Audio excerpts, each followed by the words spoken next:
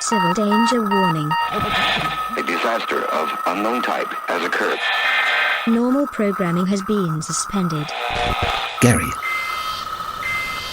Have you got the crystals? This is not a test. okay, let's get going. This is Free Yorkshire Radio. Hello and welcome to Free Yorkshire Radio. Gary has found some dilithium crystals in an old antique shop and he thinks we should plug them into our console. Okay, here we go, and... Gary, where have you gone? Come on, we've got a show to do. This is no time to be slacking off. Oh well, the crystals seem to be working and we should now have enough power for the show.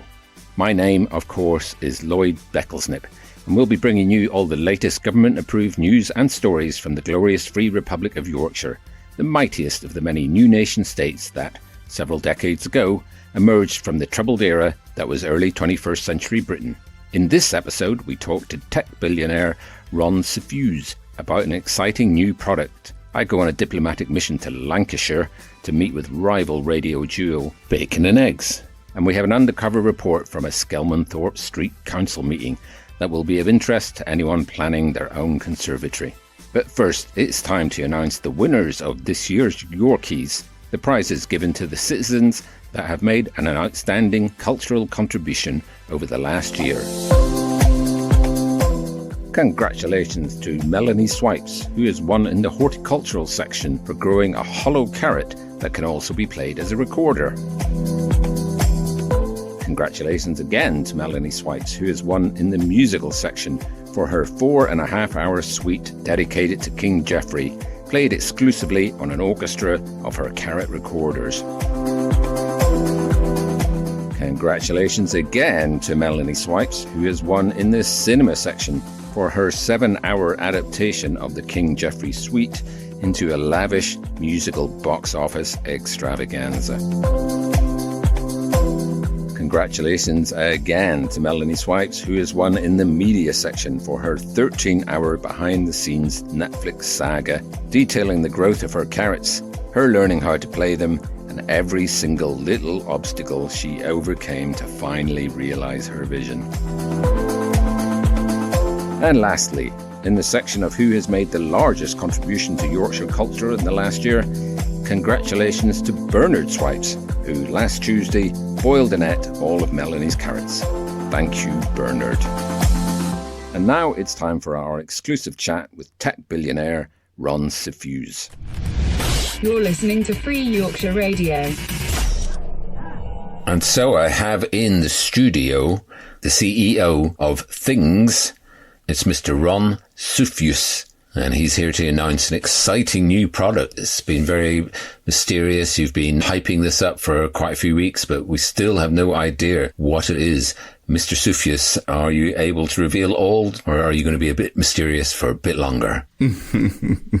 Well, first of all, Lloyd, thank you for having me. And also not to be that sort of pedantic man, but it is Sufjuse. Sufjuse. Sufjuse. Sufjuse. Yeah, Sufjuse. Of course, Mr. Sufjuse. But of course, you can just call me Ron. That's absolutely fine. We're delighted to have you on the show, and we're delighted that you've agreed to sponsor a whole 6 months worth of shows. Very generous of you to do that and replace so much of our equipment in the studio. So it seemed only right to have you featured on the show as well. And of course, you've done this through your own volition. It wasn't because I've bought you all of the equipment or paid for any of the shows or anything like that. Absolutely not. No, I drove here in my new self-driving Things car, which I then was able to park outside and stroll in my new self-walking tracksuit from Things as well.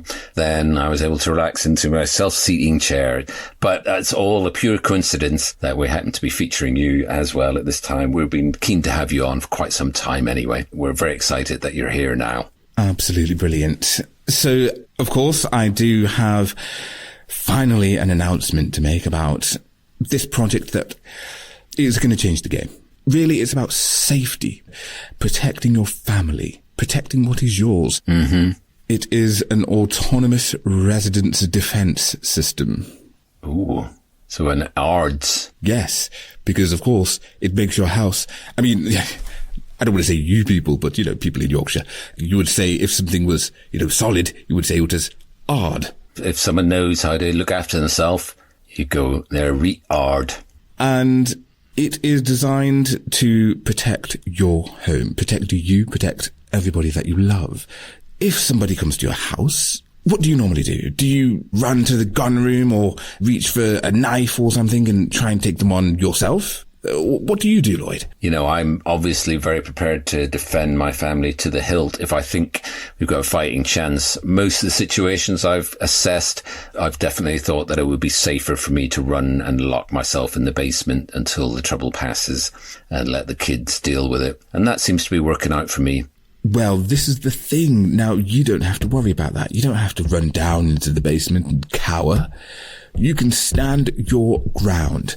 All you have to do is turn on ARDS. It will identify the assailant using cutting-edge, bleeding-edge technology that will read people's faces. It can read intention. Okay. Someone's simply walking past your house. It can tell that all they're doing is walking by. But if somebody comes with a little glint in their eye, they can assess that immediately. Exactly. So it can tell exactly who you are, exactly what you're trying to do, and it will then deploy defenses. And when you say defenses, what, they put up a barrier, or there's some sort of force field that they can use to prevent the intruder from approaching the house, or is it something a little more direct? Well, of course, there are tiers that you can subscribe to.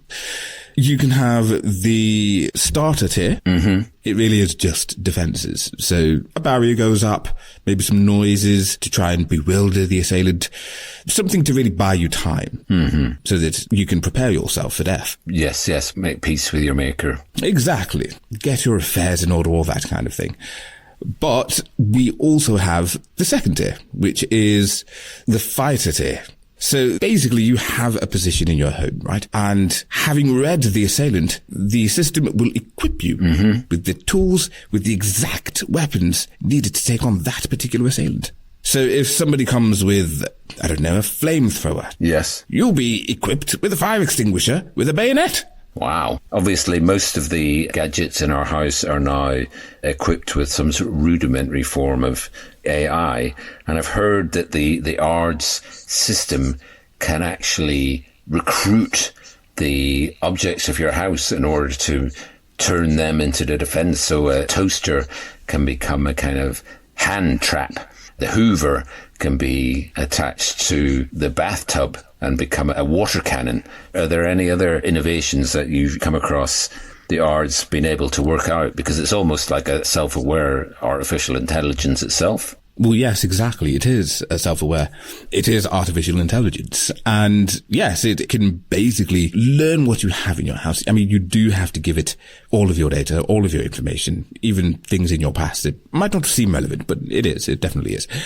And it could use all of that stuff as weapons. It could turn on the TV to distract the assailant. It could connect to your television satellite and point gamma rays at the person such that they get cancer and eventually die in like 20 years. Okay. It can do many, many things, whatever is necessary to keep you safe. Talking about having all your data with face recognition these days, often it can just delve into the past, the social media history of any person approaching, and within seconds can formulate psychological approaches that can disarm an opponent. I heard of one ARDS robot that started to sing a lullaby that the assailant's mother used to sing to them, and they just broke down in tears before they even got near to the house. Oh yes, that was one of my favourite ones, in fact. You're listening to Free Yorkshire Radio. What a fascinating chat that was. And we'll be back with Ron to find out more about his new home defence tech later in the programme. But now I can reveal to you that, in the spirit of the recent détente with Lancashire, I've been on a diplomatic mission over the Pennines to visit with some radio presenters, none other than their morning show favourites, Bacon and Eggs. And here is how we got on. You're listening to Radio Lancashire with me, Jim Bacon. And me, Darren Eggs. That's right. Now, we've got a very special treat for all our listeners this morning, don't we, Jim? A very special treat indeed. Some would call it a treat and others would call it a risky move, but we're definitely looking at it as a treat because today our guest is a host. Yes, that's right, Jim. Now, we are, reaching out. They've reached out and we're reaching out across the borders, and we are welcoming from Free Yorkshire Radio, Lloyd Becklesnip. Hello, Lloyd. Hello. Can I take the blindfold off now? If you don't mind, we'd like you to keep it on for another 30 seconds. Okay. Just for our pleasure. Yeah, I get that. It's always nice to have that feeling of power and control. It's how we welcome you. It's a delight to be in wherever I am in Lancashire, somewhere. I got driven here in a black van with dark windows under heavy armed guard. It's a delightful welcome. What you can see around you here, you may be familiar with it. I can't see anything yet. I've still got my blindfold on. I just thought that you might be able to smell the equipment. I can smell some slightly burning rubber and what I can only assume is rotting plastic. Yes. Been a while since you were last upgraded. We've just had our studio upgraded to the new TRX 1000 system. It's brilliant. We are due an upgrade, aren't we, Jim? We are indeed. And when we receive enough pledges of donations from our listeners, we will get that upgrade. And the government have promised that if we don't get the pledges, they will ensure that we get the pledges. So don't forget to please send in your money. We will, of course, give the address out at the end of the programme. Of course, you, Lloyd, will not have to listen to that. Well, we'll just have to tune in with our extra powerful radar sensors. So what's the upgrade going to involve? Are you getting new strings for the cups? That's right, yes. Now, we do have the pleasure of eating the yoghurt as well out of the pots before they install them, which is an extra special treat for us, isn't it, Jim? Yes, because, of course, as a breakfast show, we generally have bacon and eggs. That's the way things roll. We like to eat, same as our name. And so it makes a treat to have something fruity and relatively healthy. That sounds delicious. I think we've gone past the time we need to keep your blindfold on. So if you want, we can remove that. I mean, obviously, you've got your hands tied, so I'll remove it for you. Okay, thank you, yes. If you don't mind, we'll keep your hands tied, because here in Lancashire, we don't really trust you just yet. But, we're glad you made it. It's a slow process. I mean, just 3 weeks ago, we did send a large troop of human swamp mongrel hybrids in order to decimate the border. So, we've made great strides in just those 3 weeks, from rampaging and pillaging to a nice hand-tight chat. Long may the détente and the warming up of relationships continue. You will see that we are nice people. I don't know what you people over there have heard, because we're lovely. We're very welcoming. I mean, we did only keep your blindfold on for a certain amount of time. Well, yes, you say you're lovely, but I mean, within the last month, you have sent over 15,000 red hot pots raining down, mainly on Skelmanthorpe, where we had a bit of a food shortage. So it kind of worked out, but that wasn't your intention. So there's lessons to be learned on both sides here, I think. I mean, we don't understand hot pots. I mean, that's one of our problems. What could be better than a nice Yorkshire roast with Yorkshire pudding and a bit of gravy? And yet you still insist on eating this weird concoction. Care to try and justify that? Well, I don't think it's something that needs to be justified. It was laid down many, many years ago by the queen of the hot pot, Betty. Certainly tastes like it. And she came up with the perfect recipe using only the finest of fine meat. Which hasn't been available for several decades now. So what do you use these days? We get what we can find, don't we? I mean, there's often scrapings, and there's a particular plant that we've found that tastes very much like off meat. Delicious in a hot pot. I have to say, not so delicious out of a hot pot. Don't eat it on its own. Okay. The vegetables. Sorry, is that vegetable you were talking about, the Lancashire thistle? That's right, yes. It's a mutated seed that's drifted down from the fallout from Scotland and taken root in Lancashire. Yes, and we are very lucky, aren't we? Because not only is it delicious and quite nutritious, it also produces a beautiful red flower, which makes our hillsides look extremely pretty. Well, we, of course, have the Yorkshire nettle, which is a glorious white flower. So maybe rather than having a War of the Roses, we could have a hug of the flowers. I mean, crossbreeding a nettle and a thistle, that's got to be worth a crack at least. Yeah, mate, although I wouldn't be hugging a thistle, because I've tried that once and I did get horribly scratched. I can only now DJ with my right arm. Well, in a way, the thistle and the nettle are kind of emblematic of our relationship. You've got to approach with caution. You've got to be careful whereabouts you grab. But, you know, in the end, you might get a beautiful flower out of it. Yo, what's up? You're listening to Free Yorkshire Radio. Well, there's still no sign of Gary, but we just must get on with the show. We've recently obtained an undercover recording from a Skelmanthorpe Street Council meeting that contains vital information for anyone planning on building a conservatory. So we decided to share this clandestine audio with you in the hope of preventing any further chaos. We join the recording as they begin to discuss the planning permission application of a Mr. John Albert. Cup of tea, we're okay, we're all set. Yeah. Is there sugar around here somewhere? There's no sugar. No. We weren't allowed sugar. Sorry. We have salt. Do you want salt? I'll take salt. Salt. Oh, there's a lot of different types of salt. Yes. Table, desk, C.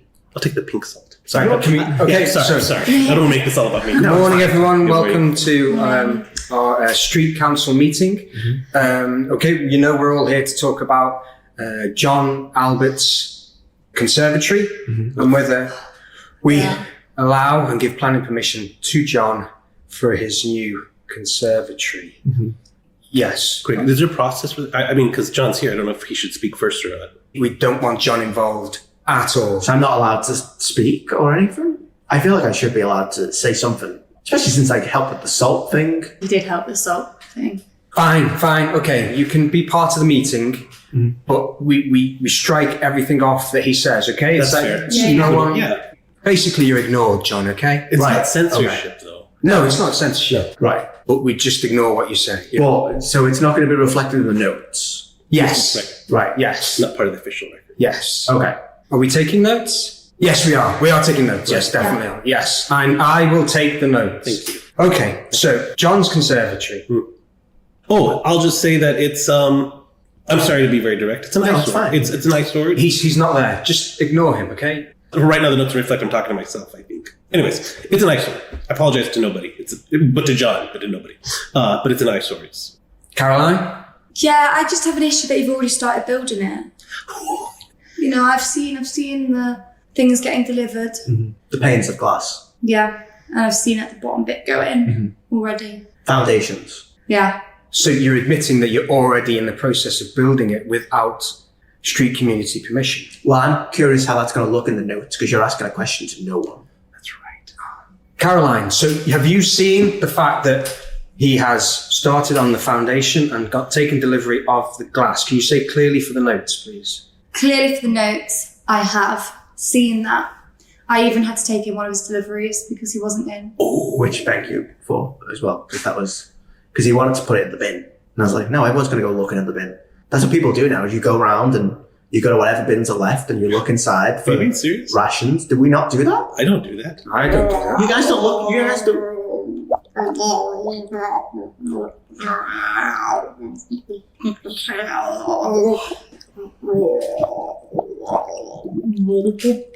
Is that someone's tummy rumbling? No, that's too loud. Or they're starving. Oh no. Okay, guys, this one's on me. What is this? Well, I ordered liquid glass, for the conservatory. Oh my god. Yeah, and now looking at it, it's coming in through the cracks of the door. So clearly for the notes, since his comments are off record, it's liquid glass that's sentient. Yes. Thanks, Carl. So I'll say it and then you'll have to repeat it to me in the notes, right? Yeah. So it's kind of like oh my god, it's going after all the table goods. I didn't sign for this one. Oh. Yeah. So in retrospect, this probably is not my fault because if I'd been allowed to put it in the ground days ago, it would not have absorbed the radiation that's just, gradually in the air these days and would not have turned into this, many tentacles. John, I'm not going to be able to repeat all that for the notes. Right, okay. So how do you spell tentacles? We managed to track down the members of the committee from that fateful day. and here's how they remember the events. State your name, please, for the station. Are we plugged in? Yes, we're live now. My name is Arthur Hughes. Can you tell us a little bit of what happened at the meeting? We were discussing with John about his conservatory that he'd already started and he didn't have permission. So we were already very rattled. And then part of his conservatory came through the door, through the floorboards. He was making all these gurgling sounds, and then John started to reel off excuses after excuse. And did I say he didn't have any permission for the conservatory? And then it was just absolute chaos. My name is Caroline Woodburn. We were just sat here, and yeah, it happened. The glass came in and absorbed everything. It absorbed the salt from earlier that was brought in, and it was just taken down. It wasn't warm. It wasn't like it was melting stuff. It was just absorbing it. Everything it absorbed, it got bigger and bigger. Then it tried to get the notes, but it wouldn't take the notes. And quite frankly, I don't know if this was planned or not. Oh, you think there was actually like an intention? Maybe by John. State your name, please, at the top. It's John. And what did you witness? Well, it's actually interesting. Since I accidentally stood on the notes and destroyed them, I can give you a full recap. I've just been given unanimous consent from the council to build a conservatory, retroactive consent, because I'd already started building it. And any construction has hiccups. Anyone will tell you that. Anyone who's in the business. And, we had one of those, and, we solved it almost instantly. There's 3 walls of that building left. Okay. So you walk the streets and you tell me how many buildings most houses have.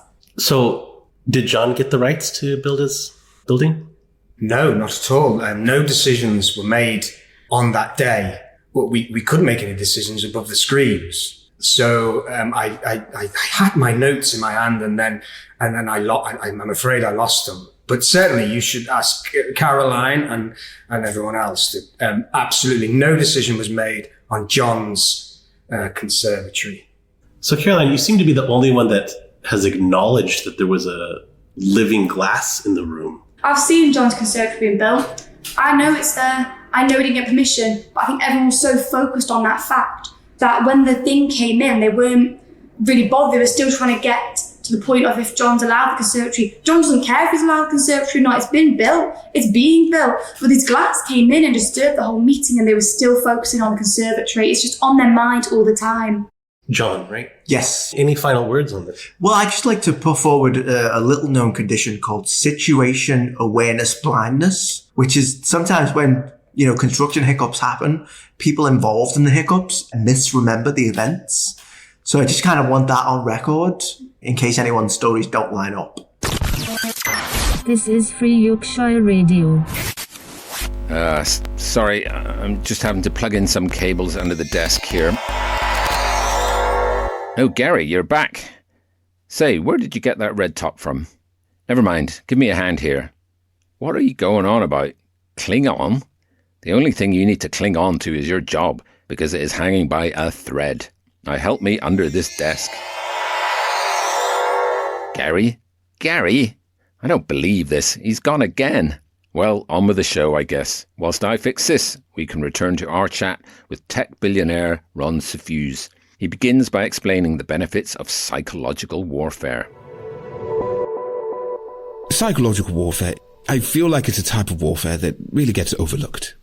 And I'm really proud of our data mining approach to things and using artificial intelligence to really dive deep into people's psyches. And so, yes, we can, or not we, but ARDs can trigger trauma in your assailant and render them incapacitated, leaving them at the mercy of your sword. It is one of the finer features of the system, and of course it comes with the highest tier. So that'd be the one you would be pushing for people to subscribe to. Because I've heard once they've psychologically broken down the assailant, they can even reprogram them. So several burglars have now been converted into unpaid home security. They're basically recruiting a small army from around your house. They don't just defeat the assailants, they absorb them into the system. Absolutely. It is the feature that I'm most proud of, personally. And it is with, of course, the autocrat tier. Okay. Unofficially called the tyrant tier. But it does do that. And like you said, it can see quite far into the future. And it can tell if you have a little bit of discord with a neighbor. And you know that eventually it's going to turn into something better. The house can tell. Ards can tell. And it can begin sowing the seeds of warfare even before you've even realized that that's happening. Well, yes, you mentioned there that it's referred to colloquially as the tyrant tier. I'm assuming this is based on the incident in Wakefield, where one of the early prototypes was so successful at recruiting any assailants that it was seen as a threat. The town itself tried to attack it, and basically all of Wakefield became under the control of this one ARDS AI robot that declared itself the king of Wakefield. Obviously, you had to deactivate that one. Have you fixed this particular glitch? Yeah, well, I mean, of course, yes. I mean, that has definitely been fixed. And of course, Wakefield is back in the hands of the citizens. That is definitely a truth. Okay. I would also say maybe don't visit Wakefield anytime soon. Well, they've got a lot of cleaning up to do and a lot to get over. They don't want visitors bothering them. And it's very reassuring to hear you say those words. Obviously, you're a tech billionaire. You've got absolutely no reason to be deceiving us about this. You're absolutely trusted by the people of Yorkshire. So your word is good enough for us. That's beautiful. I mean, as a billionaire, I have so much money that there's really no reason for me to lie. Yes. What do I seek to gain? You'd be an obscene human being, really, if you were already a billionaire and all you were interested in was earning more money and more power. Well, you would end up like the tyrant ARDS robot of Wakefield. Exactly. Obviously, it looks like the ARDS robot is going to be a big success. So do you have any follow-up products that you've already got in the pipeline that maybe you could give us a sneak preview of? Well, of course. You can, of course, get the entertainment package. So as it can connect to all of your devices anyway, it can be used to simply watch television, to host all of your favorite shows and favorite musics and all of those things that, you poor people listen to. And presumably as well, if it's able to access all this media and access all the machines in the house, your appliances could put on a show. Absolutely. You could have a West End musical being performed by the ironing board and the light stand. And don't forget as well, because of all of the data that we have on you, we can, or rather ARDS, can use that data to specifically design shows just for you, built on your psychological profile. A musical based on your own life. On your own life, or built to your tastes. You can just sort of say, oh, I want to watch a true crime drama. And ARDS will generate something that really fits into your sensibilities and the type of entertainment that you're into. Wow, fascinating. Yes, I heard about some of the early tests. I think it's advisable not to ask ARDS to put on a horror film because they got a bit too real for certain people. They were getting stalked by their Breville sandwich maker for a number of months. Yes, that was an interesting case. The system kind of got stuck because horror is often blowing that line between what is fiction and how much of it is real terror. And it kind of never left that loop. And so that house remains haunted to this day. Oh, really? Yes. They were able to actually generate ghosts from the AI. The system was able to not generate ghosts, it's actually figured out how to reach across the divide and pull ghosts into this realm. That is one case where actually we couldn't go in and fix it because, we're a tech company, we're not a medium or anything like that. So we kind of had to take that loss. Just sealed that one off and write it off as a learning experience. Exactly. The original residents of that house have been compensated, but they too are ghosts now, and we don't know how to compensate ghosts, so. Well, it sounds like they're amongst their own, so that's compensation of some form. If you become a ghost, we'll give you a house full of other ghosts. I don't see how they could have a problem with that. No, and I think that's very good. See, this is why I like you, Lloyd. You're very positive. You're always finding the positive spin on things, and I think that's important. Well, we like to promote Yorkshire entrepreneurs like yourself on Free Yorkshire Radio, and we're very excited to hear about your plans for what you're rolling out. I can't wait to sign up to the Dictator tier Now that you've fixed the glitches, I'm sure I won't be gathering a mass army that will be taking over the country. But who knows? Maybe the next time I'm presenting the show, you'll have to address me as your fearless leader. Wouldn't that be fun? That would be absolutely amazing. Frankly, I hope it happens. Well, Ron Sufjuse, thank you very much for... Sorry, Sufjuse? Sufjuse. Yeah. Sufjuse. Thank you very much again for your time. Best of luck with ARDS. Thank you for having me, Lloyd. It really is a pleasure.